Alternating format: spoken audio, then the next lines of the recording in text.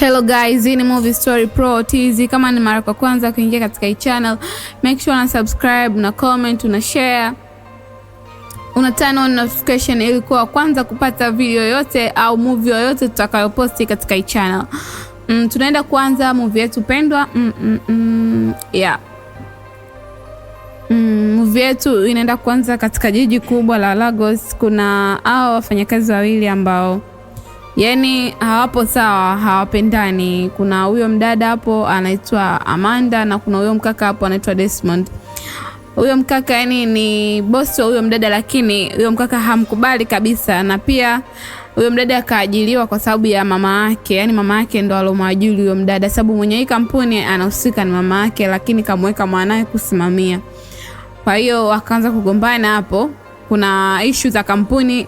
Mdada anamuelekeza mkaka anataka yani afanye kivyake, na yeye mdada anataka afanye kivyake. So kuja kuona upande wa pili, amerudi nyumbani, anamuelezea mamake ambaye mimi yule mwanamke yani ulonitafutia yani awe assistant wangu, yani siwezani naye kabisa, yani ana mambo mengi, yani hataki kunisikiliza mimi. Anataka yeye anachoongea yeye ndo yani nimsikilize, yani hataki kabisa kunielewa mimi kama boss wake. Akamwambia hamna, mimi yule mwanamke namjua, na yule mwanamke ni ana akili sana na anajua nini anakifanya. Kwa hiyo unavyoniambia kwamba yeye sijui ya kuelewi, sijui ya muelewani, unakuwa kama vile unanichanganya mwanangu. Yani kuna kipi ya sababu niambie, au wewe tu chuki zako mpendi, au kisa mimi ndio nimemwajiri wewe hujamwajiri wewe. Yani naomba unielekeze vizuri. Baby hamna, leo kuna issue mkataba tunatakiwa tu sign, lakini yeye analeta mambo mengi. Sijui kampuni ambayo tunabidi tu sign pamoja haiwezi kitu, sina nini. Naona simuelewi. Akabidi tu mama amwambie mamake mimi naenda kulala, mamake yule msichana mimi simuelewi, ila jifikirie tunaweza hata tukamfukuza kazi. Akasema hamna bwana. So kuja kuona upande wa pili, bidada naye yuko bado kazini hadi usiku wa manane, yupo bado kazini anaendelea kufanya kazi. Kumbuka aliachiwa mikataba na ule boss wake aendelee kuimalizia. Mara ghafla anapigiwa simu na mama yake yule Desmond kwamba naambia vipi, upo wapi? Ambia nipo kazini mama. Vipi, kwani kuna shida gani? Akamwambia hivi sasa hivi saa 3 usiku inaendea saa 4 bado upo kazini. Akamwambia mwanao amenipa kazi hapa ni malize hadi kesho asubuhi tu transform kwa watu ambao wanakuja kwa ajili ya nini, kwa ajili ya yani ya kusaini mikataba yetu. Akasema vya nimekwambia naomba uondoke, maana yake haiwezekani wewe mpaka sasa hivi mtoto wa kike upo ofisini, unarudije nyumbani na gari hauna naomba tu paki kila kitu hapo, mimi nitaongea na Desmond kesho, utafanyaje, utamalizia hiyo issue. Inakuaje paka anakuacha paka mida hii kazini? Akamwambia mama hapana, wewe mwache tu. Akamwambia hamna, nishakwambia funga kila kitu urudi nyumbani. Dadatu akaamua afunge kila kitu akarudi nyumbani. Tukakuja kuona upande pili, mama anamlaumu mwanae, anamwambia kwa nini yani umemweka yani yule mtoto wa kike hadi sasa hivi usiku wa manane kazini, alafu na wewe pia umeondoka. Unajua mtoto wa kike ana gari yani nini, atarudije nyumbani kwao? Yani kwa nini unamfanyia hivyo au kisa nimemwajiri mimi? Akamwambia mama, yule ni mfanyakazi na tunamlipa, sio kwamba anakuja tu kufanya kazi ya bure bure, tunamlipa. Inakuwaje tunamlipa alafu tuanze kumuonea huruma, sijui asifanye kazi, asifanye hivi? Hapana, mimi sipo hivyo mama. Kama wewe unaona nakosea, unaweza ukaja mwenyewe kwenye kampuni ukasimamia. Mimi siwezi kusimamia yani vitu yani namlegezea mtu, siwezi kabisa. Kwa hiyo wewe kama unaona mimi nakosea, urudi mwenyewe kwenye kampuni yako mama. Kwa hiyo ni kitu kigumu sana kwangu ambacho sitoweza kuanza kumnyenyekea yani mfanyakazi wangu. Mimi ndio bosi afu nianze kumnyenyekea eti usirudi usiku, wahi kurudi nyumbani. Hapana. Hapana kabisa mama. Ana kazi hajamaliza, amalize ndo ondoke. Yani hivyo. Tunakuja kuona bidada Amanda akarudi zake nyumbani. Ana stress kinoma. Rafiki yake anambia vipi, mbona leo umechelewa kurudi sana? Anambia yani ule boss ni ananichukia sana rafiki yangu. Yani ule boss hataki niishi kwa amani pale kwenye ile kampuni, au sijui sababu nimeajiriwa na mama yake. Yani hata sielewi, yani anipendi, yani ananichukia. Akamwambia sasa unaishije kwenye kampuni? Sasa bora waache tu kazi. Ambia mimi siwezi kuacha kazi sababu mamake ni ameniomba sana, ananiamini mimi. Anaamini kwamba nikiwepo kwenye ile kampuni ndo mafanikio ya ile kampuni. Kwa hiyo Na mimi yule mama namheshimu. Siwezi kusema kwamba niache eti kisa tu mwanae anafanya hivyo vitu sijui nini, hapana. Tunakuja kuona upande wa pili, baada amemaliza mishe zake kaoga nini, sasa anaendelea kufanya kazi akiwa nyumbani. Mama akampigia simu akamwambia kwa hiyo ushafika nyumbani? Ambaye mama nimeshafika nyumbani na hapa nipo naendelea na kazi hapa nyumbani. Akamwambia basi sawa, hamna shida, usiku mwema. Tunakuja kuona upande wa pili, shoga yake naye anajiandaa kutoka kwenye mishemishe za usiku. Tunajua tena wale wanafanya kazi za usiku. Kwa hiyo huyu ndo pia ni mmoja hapa ambaye, vipi unanionaje hapa? Shape linaonekana au sina? Jamani, shape lipo alipo? Mimi nahisi lipo kwa mbali. Akamwacha shoga yake pale. Yaani watu wengine bwana nafikiri kazi za usiku ndo za muhimu sana, lakini jamani mimi sijui, inawezekana si kazi za muhimu. Pande wa pili huko, siku ya pili kaja kwa bosi wake ambaye huyu ndo yule mama wa Desmond alomajuri mdada.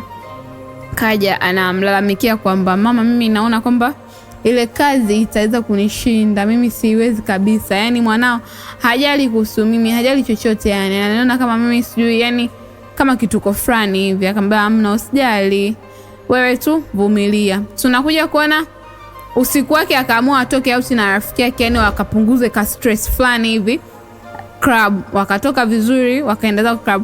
Amelewa, lakini shoga yetu Amanda hapo, huyu Amanda kalewa sio poa, yani anapiga fujo nini, glasi anaweza kazivunja, anamnywesha Desmond. Yani hapo walikuwa wamelewa lakini hawajuani. Jamani mimi nashangaa eti jamani, ukilewa unakuwa haujuani na mtu au? Ndio hapa kilichotokea. Huyu dada Amanda na Desmond wakawa wajuani kama ni mtu na mfanyakazi wake ambao wanachukiana, tena wanachukiana sio poa. Umeona? Wakaendelea kunywa na kupiga chasi juu.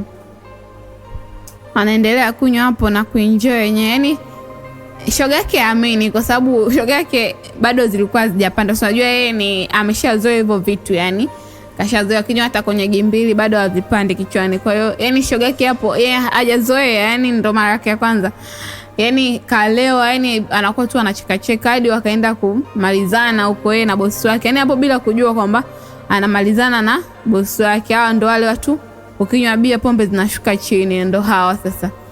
Asubuhi ameamshtuka, anashangaa yupo kwa bosi wake. Yani haelewi, anasema mimi nimefikaje hapa? Afu huyu ni bosi wangu na nimemvulia nguo kabisa, inakuaje? Kabidi ashtuke, achukue vitu vyake haraka akavalie nje huko pembeni.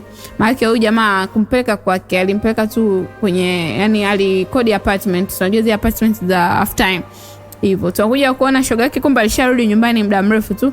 Ambe shoga yangu, ilikuwaje huko? Ulienjoy? Ambe yani wewe ndo kabisa ulionifanyisha. Wewe umenifanya mimi niende nikafanya mapenzi na bosi wangu. Akamwambia samani, hizo pombe zako mwenyewe unaanza kunipa mimi, yani unaanza kunitolea malama. Hebu nyamaza kabisa, kaa hapo chini utulie. Mimi usinipe lawama zako, uwezi kunywa bia afu unaanza kunipa mimi lawama Hebu tulia huko. Akamwambia hamna bwana rafiki yangu. Lakini ndio hivyo, nimechukia sana. Nimeshtuka asubuhi nimekuta kwamba eti nimefanya mapenzi na ule kichaa ambaye ananibwaga kila siku. Yani nimekasirika. Sina hata hamna, yani sina hamna. Na ni kila nikimwona nitaona aibu kabisa. Yani sitakuwa na amani. Shoga akamwambia wewe potezea tu bwana, na yani jifanye kama hauelewi chochote. Tunakuja kuona upande wa pili, jamaa naye bado hajashtuka, hajaamka, lakini anaendelea kuamka. Anakuja kushtuka, anaangalia vitu vyake. Maki sijui ndio vitu vya muhimu hivyo. Yani ukiamka tu kama ulikuwa umelewa utaangalia nipo sawa, nisijaibiwa kitu. Sasa anaangalia simu yake ipo, kadi yake ya benki, saa yake ipo. Anajiangalia sasa. Shingoni hana cheni ambayo alipewa na baba yake, yani pure gold hana. Akaanza kupagawa. Tunakuja kuona upande wa pili, ilikuwa ni birthday ya huyu mama Desmond. Tunaona bidada kamfanyia surprise hapo, kamletea keki, anamwimbia happy birthday to you, happy birthday, happy birthday, happy birthday to you.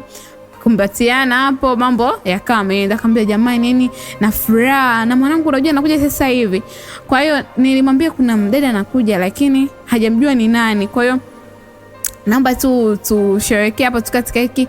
Akija hapo naye atajumika na sisi. Huyu hapo naisi amekuja. Akaenda kumfungulia hapo. Jamani, mama surprise, akafanyia surprise mamake. Umeona? Naambia jamani, Akamwambia vipi jamani? Alafu kuna ule demu nilokuambia ipo anakuja hapa, ni mwanamke nilokuambia anakuja. Akamwambia yupo, yaani natamani nimuone, naweza kawa nikamuoa. Ni mzuri? Akamwambia ni mzuri sana na ana shape so poa. Akamwambia usiniambie, hebu nende nikamuone, naweza nikampenda. Tutakuja kuona upande wa pili. Desmond anakutana na nani sasa? Na Amanda. Akasema hivi ndio huyu. Alishtuka, yani alishiwa hadi power, yani kama nyimbo ya Mbosso. Akamwambia yani hawakutaka kuonyesha ile difference mbele ya mama yake, yani utofauti mbele ya mama yake. Kwa hiyo akaamua tu apotezee, lakini hapo ana hasira, anaamini kwamba huyo mdada amemwibia nini? Cheni yake ile ya gold. Umeona? Akamwambia vipi? Tupeane mikono, wakasalimiana nini pale. Dada akawa anaona aibu fulani hivi. Unajua tena ameshalala na mwanaume, lazima aone aibu fulani hivi, afu kutegemea yani ni pombe tu zile. Hivyo kijana akaamua pande zake juu, lakini huko anampiga bonge la jicho huyo mdada. Ngoja kuona mama anaongea, mbevi vipi sasa tunakata keki? Akamwambia sawa, wakakata keki, mambo yakaendelea kuisha. Akaamua rudi kwake. Ambevi, yani mimi sijategemea kabisa yule mkaka kuja pale. Yani nimebaki yani na aibu kwanza, yani siwezi. Ambevi, kwa nini mara yako kwanza kulala na mwanaume? Hapana, sio mara yangu kwanza, lakini ni vile tu naona aibu. Akamwambia acha mambo yako wewe, na wewe unaona aibu ya nini? Akati vitu hivyo vya kawaida tu. Na wewe unaona kawaida sababu umeshazoea. Mimi sijazoea kabisa shoga yangu. Yani nipo yani sio nikwambiaje. Nipo very yani nimepata mshtuko, yani siwezi, yani sijazoea hivyo vitu. Akamwambia basi nini? Achana nawe. Wewe au kazini pia usiende. Ukiona kwamba vitu haveleki.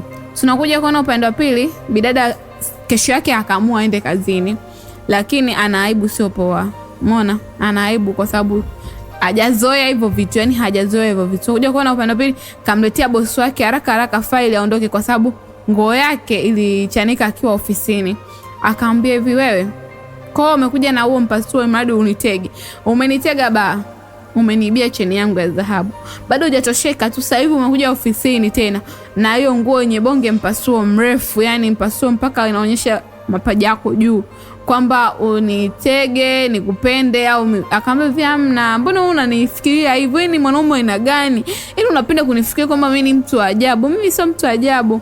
Mpasuo umechanika hapa bahati mbaya hapa kazini. Sikuwa hivi mimi. Kwa nini unapenda kunifikiria hivyo? Akamwambia wewe, yani nitakufukuza kazi. Akamwambia sawa. Yani mimi nifukuze kazi? Mimi nishaamua nifukuze kazi, nimechoka. Haya maisha ya kila siku kunitesa, yani maisha kunionea, yani mimi siwezi. Kisa na mheshimu mama yako tu, yote ndio anafanya. Ila bila hivyo ningekuwa nishaacha kazi muda mrefu. Na kama unataka mimi niache kazi sawa, wewe ongea na mama yako. Mimi yani sitaki kabisa yani kuambiwa nirudi kazini. Na hiyo mikataba mingine sito sign. Akamwambia sawa, utajua mwenyewe. Dada yetu akaondoka kwa hasira, akaondoka nyumbani. Kurudi nyumbani huku mama anamgombeza mwanae, ambevi hivi wewe una akili? Yani yule ni mfanyakazi ambaye ni bora, mimi namjua, nimeanza kufanya naye tangu muda mrefu, ndio maana nikataka awe assistant wako kwa sababu namjua anafanyaje kazi. Kwa nini yani wewe umekuwa hivyo? Yani kwa nini umemfanya kwamba hadi aache kazi? Kwa nini unamwambia kwamba yeye ni malaya na anajiuza sijui? Na naambia mama, wewe hujamuona, ungemuona pale kazini, yani ndio ungejua kwamba anafanya vitu gani. Ambaye mimi yule msichana namjua tangu muda mrefu, kwa hiyo usitake mimi kunidanganya. Ambaye mama mimi ndio nishaamua. Akaamua kutoka zake aende zake baa kidogo, akapunguza stress na rafiki yake. Afika kula ambaye yani mimi yule demu nimemfukuza kwa kazi. Alafu pia nataka pia nimdai cheni yangu. Asiponilipa cheni yangu atajutia maisha yake, kwa sababu ile cheni ni ya gharama sio poa. Naweza hata nikaenda kumfunga. Kama hivi wewe Desmond, una hakika kwamba yule demu ndo amekuibia ile cheni? Kumbuka wewe mwenyewe ile siku ulikuwa umeelewa chaka, yani uelewi. Kwa nini unaanza kusema kwamba yule demu ndo amekuibia hiyo cheni yako? Yani una uhakika, una ushahidi? Akamwambia hapana. Yani hapana, mimi nina uhakika kabisa yule demu atakuwa ndo ameniibia cheni yangu, kwa sababu haiwezekani. Yani mimi niamke tu niwe sina cheni. Afika hapo anashangaa huyo jamaa amekuja, ambaye vipi Desmond, yani uko poa? Akamwambia wewe, mbona umevaa cheni yangu? Akamwambia wewe umesahau siku zote uvolewa hapa tunaimba ukasema umenipa hii cheni kama zawadi. Mimi nikaichukua ndio nimeivaa hapa. Akamwambia wewe, mimi ndio nimekupa? Akanambia wewe mwenyewe umenipa hiyo cheni ndo mimi mpaka sasa hivi nimeivaa hapa sasa hivi, na nikasema siuzi kwa sababu inawezekana tu ikawa pombe alafu ukanidai. Akamwambia kweli, basi twende. Rafiki akamwambia simona, nilikwambia. Yani wewe unamshtukia mtu kwamba sio amekuibia sio amenini, dada yetu hata sio mwizi, wewe unamfikiria dada yetu mwizi mara malaya, yani sio vizuri. Akamwambia kweli. Akabidi amchukue yule kijana aondoke naye Madi, wakaongea pembeni. Kurudi nyumbani ameshika ile cheni, amekuwa ni mtu wa mawazo sana. Anasema nimekosea. Unajua ile kuna ile, ndio maana nakwambia hivi, anaibiwa anakuwa na dhambi nyingi sana kuliko aliyeiba, kwa sababu anaibiwa anamhisi kila mmoja, kila huyu kanibia, kama huyu jamaa alimhisi mdada yetu kamuibia, kumbe hakaana hata huo mwizi. Akawa anajisikia vibaya, kwa nini alimuita dada yetu vile, amuita mwizi, kamuita kahaba, yani kamuita maneno ya ajabu tu, kumbe dada yetu hata hayupo kwenye hiyo sekta na hayupo kabisa kwenye hizo process. Tunakuja kuona upande wa pili, dada amepigiwa simu na mama. Mama anamwambia hivi, naomba tu msamee mwanangu kwa sababu hajui alichokifanya, yani hajui bado, nahisi ana foolish age, yani ana ule umri bado wa kukua, hajui anachokifanya. Akamwambia mama, mimi namheshimu sana mwanao, nawe pia nakuheshimu sana sababu wote ni watu wa muhimu kwangu, nyie mnanilipa mshahara, sijui unanielewa. Kwa hiyo pale ambapo yeye hapo ananikosea, anajisikia vibaya sababu mimi mbona nawaheshimu alafu yeye mimi haniheshimu, anaona kama mtu ambaye kituko fulani, anaona kama yani kama mwanamke nsiyefaa. Mimi sipendi, yani mimi nachukia kabisa, kwa sababu mimi mwenyewe najielewa, ni mwanamke ambaye najielewa na ninajua ninafanya nini, umeona. Kwa hiyo ile kosa langu kulala naye mara moja isiwe sababu ambayo yeye atasababisha mimi kunihisi mimi si kahaba, kunihisi si mimi mwizi, si nini. Mama akamwambia naomba tu umsamee kwa sababu yeye mwenyewe hapa sasa hivi anajutia kwa nini amekufanyia vile na kwa nini ameongea maneno mabaya vile. Akamwambia mimi nitafanya hivyo kwa ajili yako, na ila subiri kwanza nijifikirie, nikikaa sawa nitaangalia nini ni mjibu na nini nimwambie. Yani kwa sababu kwa sasa sipo sawa kabisa na sijifeel kabisa kurudi kazini. Tunakuja kuona pia Desmond, yani amekuwa kweli ni mtu mwenye mawazo, anawaza ampigie Amanda au asimpigie, yani ni mtu ambaye yule kabisa, yani anatamani ampigie amuombe msamaha Amanda, kwa sababu kweli hata wewe ukiona kitu alichofanya sio sahihi, yani from nowhere tu mtu mjui nini unaanza kumwambia ni mwizi, unaanza kumwambia ni kahaba anajiuza, yani mara anakutaka kilazima si nini, yani nafikiri yani afu sikuja kugundua kwamba sio ni vitu vyake, sio vitu vyake hivyo vitu. Yani umesema vitu ambavyo yeye havifanyi, lazima utajisikia aibu, lazima utajisikia vibaya kabisa, yani hautojisikia vizuri. Anajifikiria, anasema hapa sijui nimpigie, sijui nifanyaje. Tunakuja kuona akaamua aende moja kwa moja mwenyewe face to face kwa nani? Kwa Amanda. Akamwambia hivi, naomba tu unisamee kwa sababu sikutegemea kuongea vile. Akamwambia kutegemea, yani umejua kabisa funa naambia kutegemea. Akamwambia hivi, ndio, lakini nimekuja kugundua kwamba ile cheni wewe kuchukua kuna mtu nilimpa, bahati mbaya nivolewa siku zile, alafu yani mama yangu amenielezea kila kitu kuhusu wewe. Wewe ni mdada ambaye mzuri, mwenye heshima. Kwa hiyo yani naomba tu unisamee, naomba urudi kazini pia na tuendelee na mahusiano mengine. Akamwambia sawa, hamna shida, mimi nikusamea sababu pia mamako nishaongea naye na kanisha niambia kila kitu, mimi nishakusamea. Akamwambia basi poa, bye, mimi tutakutana kesho. Poa. So naona kesho yake bidada karudi kazini na alikuwa hayupo sawa, yani yupo kazini lakini hayupo sawa, yani kama anaumwa. Lakini Desmond akaanza kumuonyesha ule upendo kwamba mama yake alitaka Desmond amuoe Amanda. Kwa hiyo yani na yeye alipoona kwamba amekosea, afa akamwangalia huyu mwanamke kweli, yani kweli ana tabia nzuri, akaambia hamna, acha kazi, naomba tuende tukale lunch tupumzike kidogo. Akamwambia hamna, siwezi kuacha kazi bwana, unajua wewe mtenye bosi wangu, wewe una mambo mengi hapo, unaanza kuleta miaisho yako mingi. Akamwambia hamna, mimi nishakwambia, mimi ndio nishakufuata mwenyewe bosi kama bosi, naomba twende tukale lunch. Akamwambia inuka. Akamwambia yani leo maajabu, yani hadi unataka unishike mkono. Akamwambia wewe lete mkono hapa. Wakatoana out wenyewe kama hivyo. Tutakuja kuona huko shoga yake anaongea naye kwenye simu. Akamwambia kweli shoga yangu, yani sasa hivi kwa hiyo mnaongea vizuri wewe na huyo Desmond. Kwa hiyo mambo Musha akamwambia yeye, yani hapo yenyewe nahisi nataka nirudi nyumbani, narudi naye hapo. Ndio tunakuja kuona hapo kaudi naye nyumbani, wanaanza kupiga story. Ambaye unajua nini? Yani wewe ni mwanamke ambaye naomba tu nikwambie ukweli, lakini kama nitakukosea nisamee.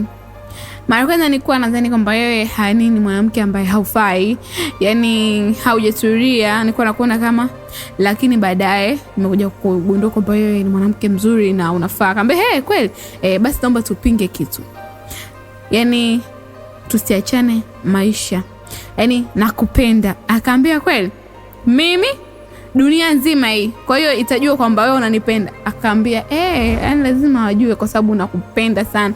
Nimekugundua kwamba wewe ni mwanamke sahihi kwangu na mwanamke ambaye unafaa. Akamwambia kweli. Akamwambia basi jamani, hii kabidi tu hapo wakumbatiane wa enjoy. Ambaye yani nilikuwa nimechelewa tu kugundua, lakini wewe ni unafaa, yani ni mtu ambaye unafaa sana. Mapenzi akazidi kutaradadi jamani, wanalishana wenyewe. Yani love ikawa imezidi, yani hadi nyumbani. Unakuja kuona hapo wapo leo kwa kina Desmond, kwa mamake Desmond.